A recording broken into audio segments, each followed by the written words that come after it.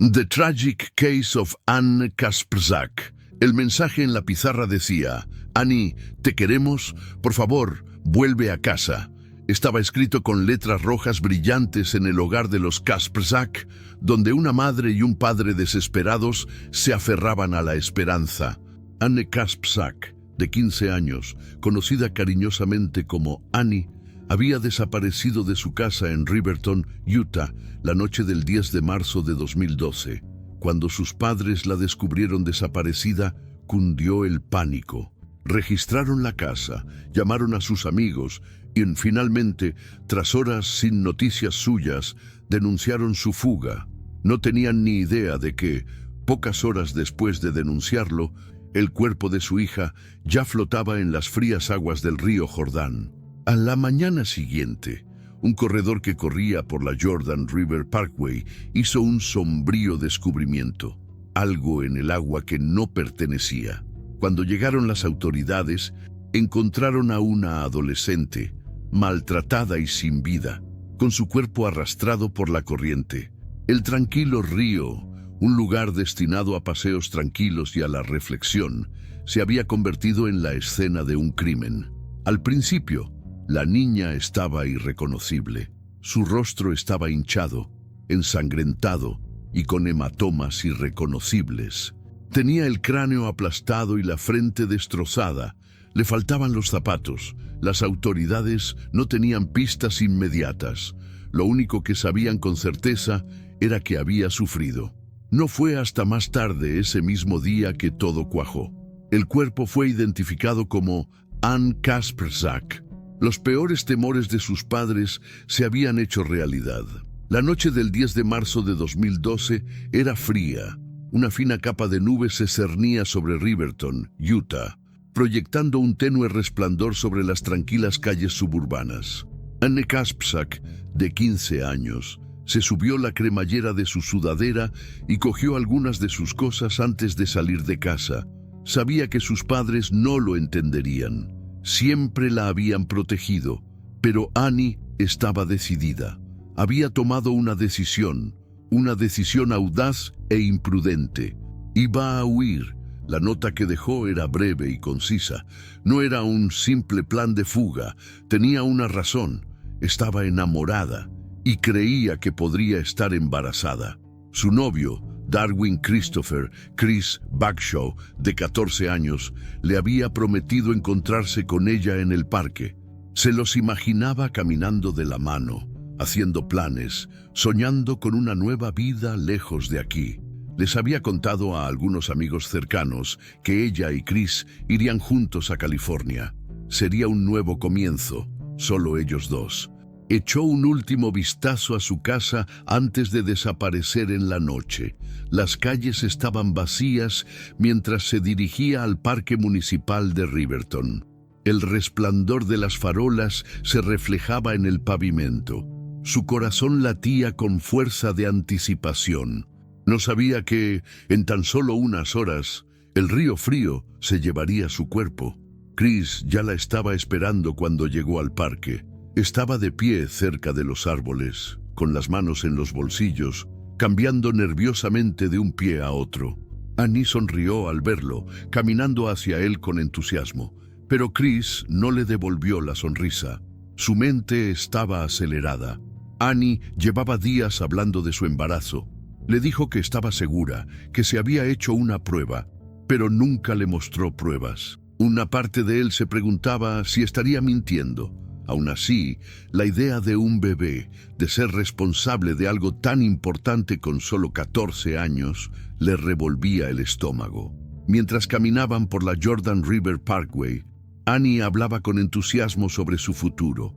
«Podríamos irnos esta noche», dijo, agarrándolo del brazo. «Podemos tomar un autobús e irnos sin más. Tengo algo de dinero ahorrado». Chris miraba al frente.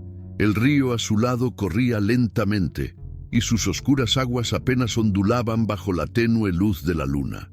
«No lo sé», murmuró. Annie frunció el ceño. «¿Qué quieres decir? Ya hablamos de esto». Chris tragó saliva con dificultad. No quería esto. No estaba listo. «No puedo», dijo finalmente. El rostro de Annie cambió. «¿Qué?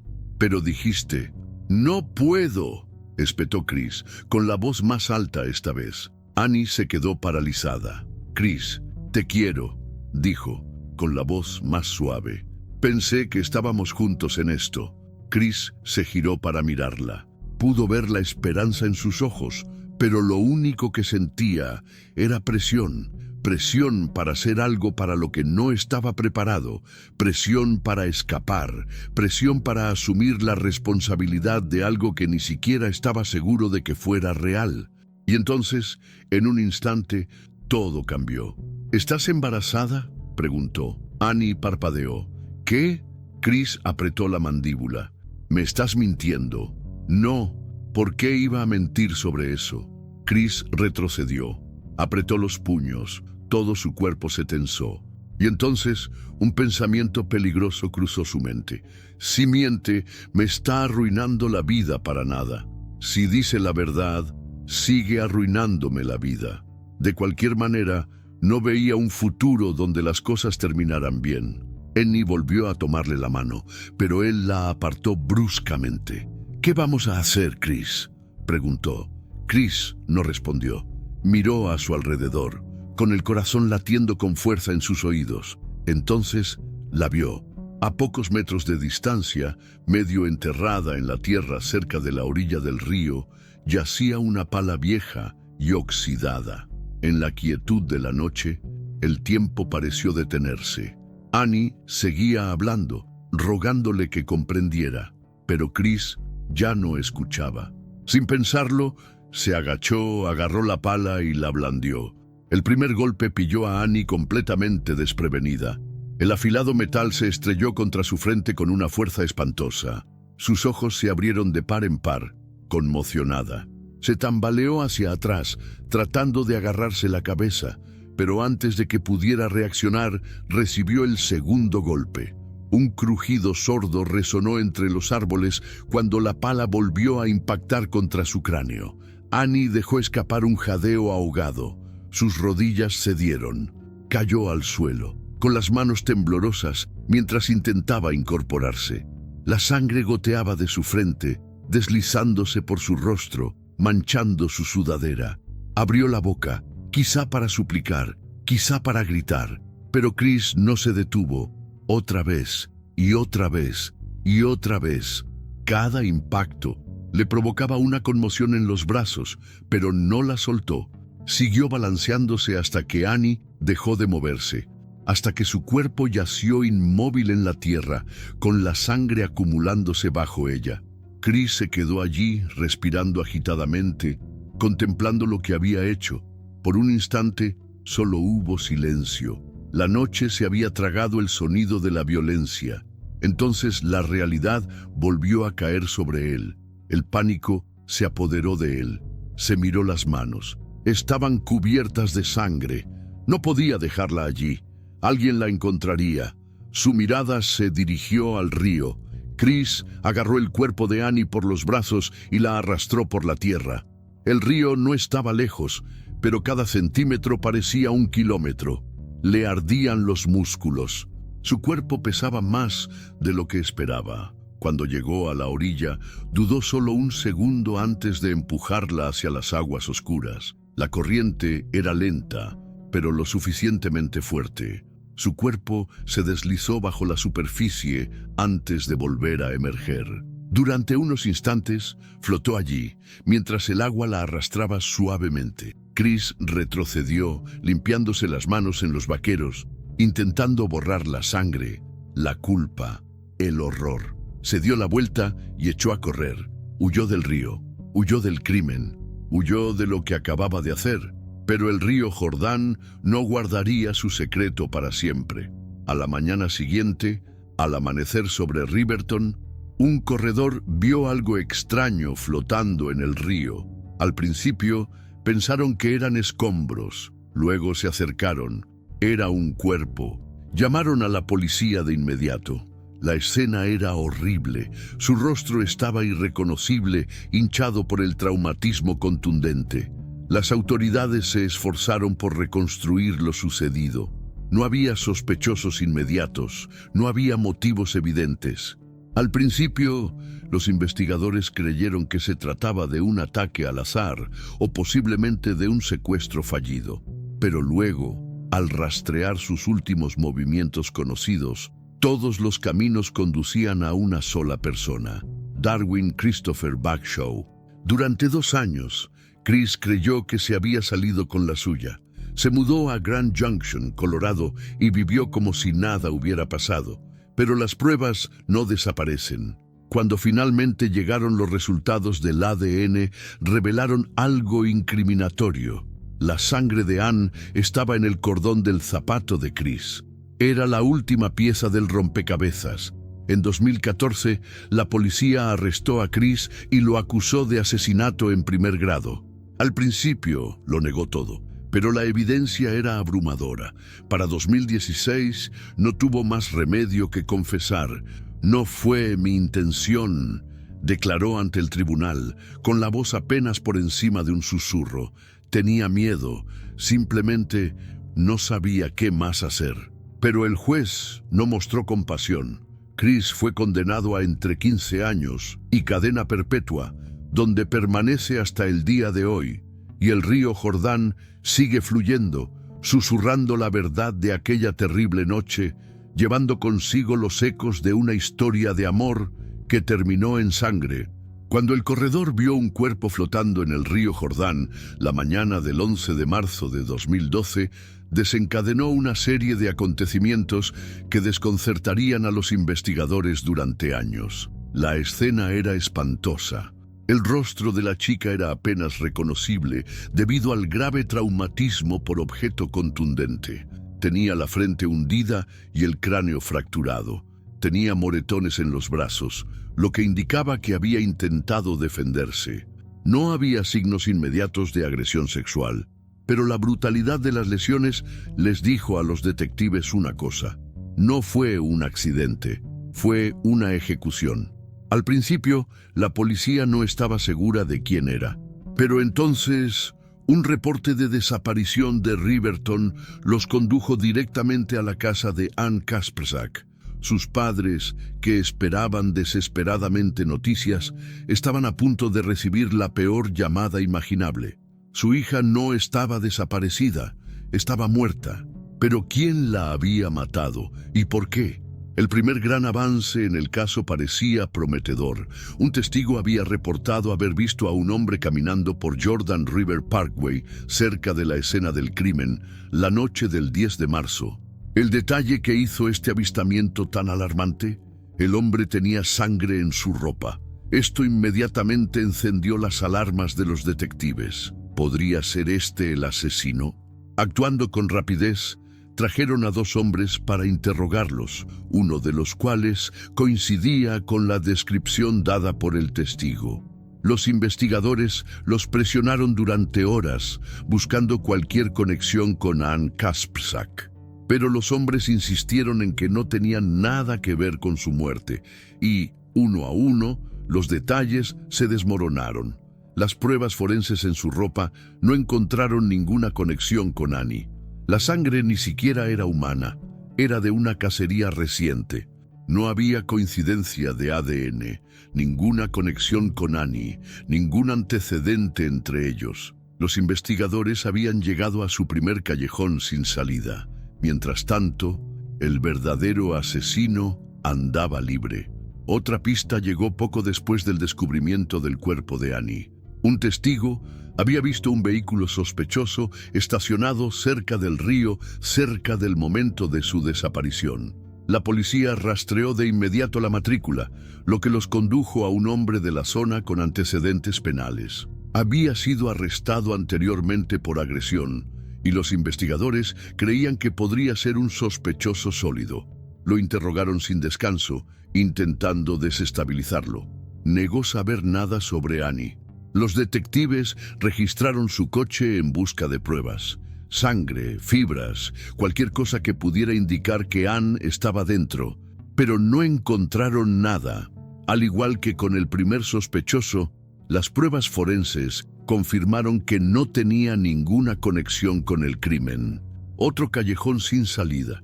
Y aún así, el responsable de la muerte de Anne seguía sin aparecer en su radar.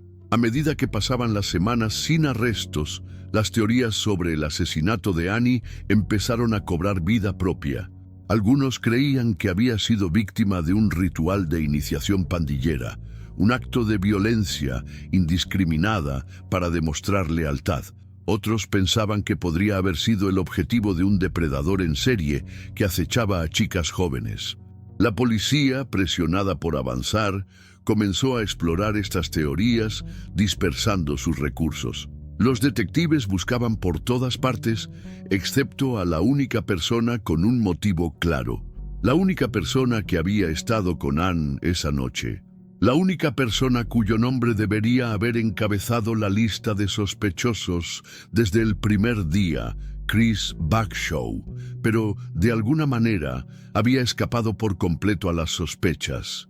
Había señales de advertencia, pequeñas piezas del rompecabezas que, si se hubieran unido antes, podrían haber llevado a la policía a Chris mucho antes. Los amigos de Annie sabían de los rumores de embarazo.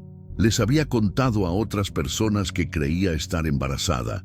Si los investigadores hubieran insistido más en esta pista, podrían haber identificado a Chris como posible sospechoso. El comportamiento de Chris tras la muerte de Annie fue extraño. Mostró poca emoción cuando en la escuela hablaban de su asesinato. No parecía devastado. De hecho, apenas reaccionó. Chris se mudó de estado poco después del asesinato, aunque no fue inmediato. Al cabo de un año vivía en Grand Junction, Colorado, lejos de donde la investigación aún se estaba desarrollando. Ninguna de estas señales de alerta se detectó en ese momento. La policía seguía enredada en un mar de pistas falsas, incapaz de ver la verdad a la vista de todos. Durante 2 años, la familia de Annie vivió en agonía, sin saber quién la había asesinado. El caso se había estancado. Las pistas se habían agotado. La investigación se había estancado. Pero entonces, en octubre de 2014, las pruebas forenses sobre una prueba pasada por alto finalmente los orientaron en la dirección correcta. Cuando se descubrió el cuerpo de Annie, los investigadores habían recolectado los zapatos de Chris Bagshaw como parte de la recolección rutinaria de pruebas. Pero en 2012 se vieron abrumados por pistas falsas y las pruebas nunca se procesaron por completo. Ahora, años después, nuevas pruebas forenses revelaron algo incriminatorio. La sangre de Annie estaba en el cordón del zapato de Chris. Era la solución que habían estado esperando. Chris fue arrestado y puesto bajo custodia en Colorado, donde había estado viviendo como si nada hubiera pasado. Al confrontar las pruebas, su historia empezó a desmoronarse. Primero negó haber visto a Annie esa noche. Luego, admitió haberla conocido, pero insistió en que se había ido con vida. Pero no había explicación para las pruebas de ADN. En 2016, ante pruebas contundentes, finalmente confesó el asesinato. Y así, tras años de desinformación, la verdad finalmente salió a la luz. El arresto de Chris Bagshaw conmocionó a la comunidad. Durante años, se creyó que se trataba de un acto de violencia al azar, pero al final no se trataba de una pandilla, no se trataba de un asesino en serie, no se trataba de un desconocido en absoluto. Era alguien a quien Anne había amado, alguien en quien había confiado, alguien que, en un momento de miedo y rabia, había elegido matar en lugar de asumir la responsabilidad. Durante la sentencia, la madre de Anne habló entre lágrimas. «Esa noche tuviste una opción», le dijo a Chris. «Podrías haberte librado, pero en cambio le quitaste la vida». Chris fue condenado a entre 15 años y cadena perpetua, donde permanece hasta el día de hoy. Para la familia Kasperczak no fue suficiente para borrar el dolor, pero al menos, tras años de confusión, pistas falsas y callejones sin salida, finalmente conocieron la verdad. Y a veces, la verdad es la única forma de justicia que queda. Anne Kasperczak no era solo un nombre más en una noticia trágica. Era una persona real, una hija, una amiga, una niña con sueños y un futuro por delante. Era divertida, amable y llena de vida. Quienes la conocieron la describen como una niña a la que le encantaba hacer reír a la gente. Tenía una energía contagiosa que la convertía en el alma de cada habitación. Anne era artística, creativa y tenía una profunda pasión por el dibujo. Solía dibujar durante horas, plasmando personajes e ideas en el papel. Soñaba con ser artista algún día o hacer algo que le permitiera expresarse. Su madre aún recuerda cómo se retorcía el pelo cuando pensaba, cómo no podía quedarse quieta cuando estaba emocionada y cuánto amaba a los animales más que a nada. Pero, por encima de todo, Anne era una niña que ansiaba ser querida. Para la familia de Anne, la pérdida fue insoportable. Su madre y su padrastro, quienes la habían criado, quedaron destrozados por su muerte. Pasaron 2 años buscando respuestas, 2 años sin saber quién les había arrebatado a su hija. Su padre, que vivía en otro estado, estaba atormentado por el arrepentimiento. No había estado tan involucrado en su vida como hubiera querido, y ahora nunca tendría la oportunidad de remediarlo.